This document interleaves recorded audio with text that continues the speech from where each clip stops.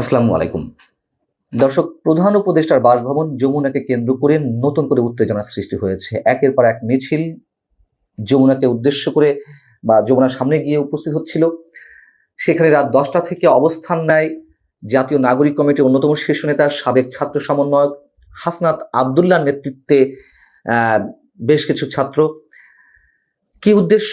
উদ্দেশ্য হচ্ছে আওয়ামী লীগকে নিষিদ্ধ করার নিশ্চয়তা দিতে হবে।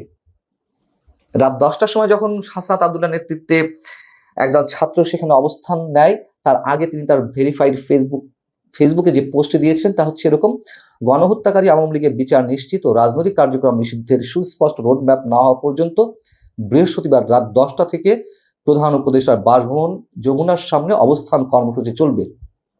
অর্থাৎ তারা লাগাতার অবস্থান নেবে, এটি তারা জানান দেওয়ার চেষ্টা করছে। এবং তিনি বলছেন, যার এজেন্ডায়, অর্থাৎ প্রধান উপদেষ্টাকে কেন্দ্র করে বলছে, গণহত্যাকারী আওয়ামী লীগ নিষিদ্ধের সুস্পষ্ট বয়ান নেই, তার সাথে আমরা নেই। তার মানে সরকারকে তারা পদত্যাগে বাধ্য করবে বা যা যা করার তা করবে। এবং এই ধরনের বক্তব্য আমরা গত কয়েকদিন ধরে জাতীয় নাগরিক কমিটির বিভিন্ন পর্যায়ের নেতা বা ইনকলাব মঞ্চ সহ আরো কি কি সংগঠন আছে তাদের পক্ষ থেকে দাবি তোলা হচ্ছে যে প্রয়োজনে এই সরকারকে তারা ফেলে দিবে বা পদত্যাগ করাবে, নতুন করে কোনো সরকার তারা বসাবে।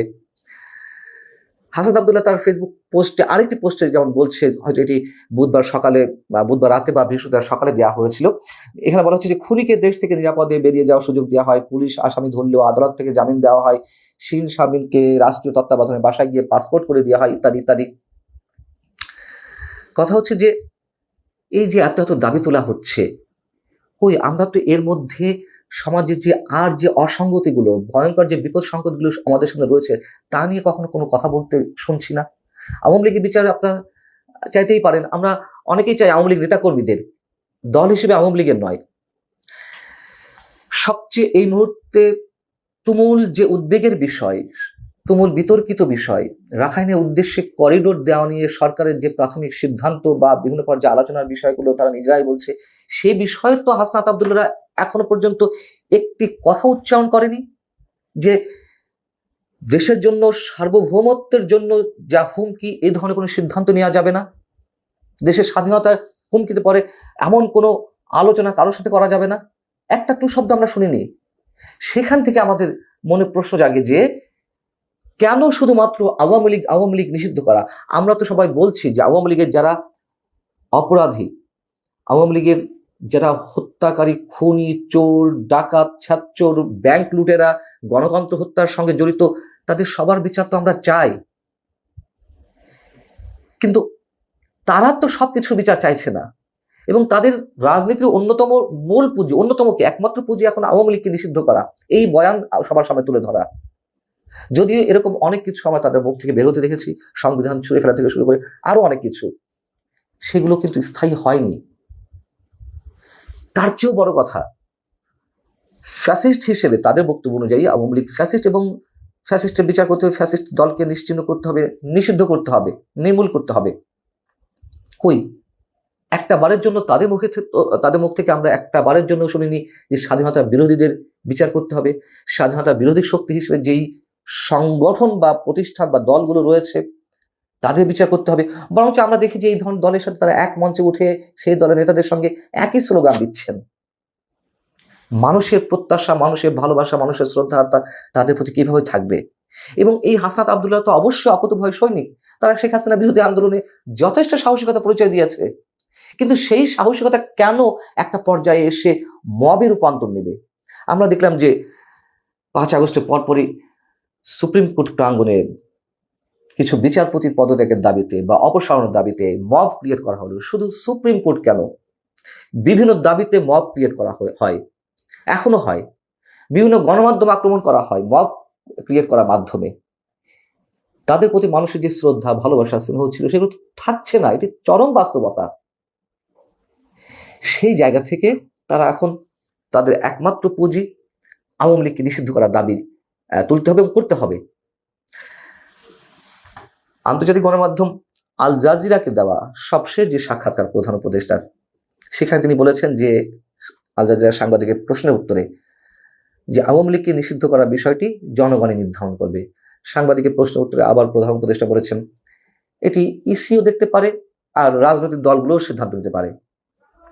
এখন ইসি কি সিদ্ধান্ত নিতে পারে, এটি সিগনিফিক্যান্ট এই কথাটা। এর আগে আমরা আলোচনা করেছি এই যে হাসনাত আব্দুল্লাহ যে তুমুল উত্তেজনা সৃষ্টি করছেন, ইসির মাধ্যমে আওয়ামী লীগের নিবন্ধন হয়তো বাতিল হতে পারে।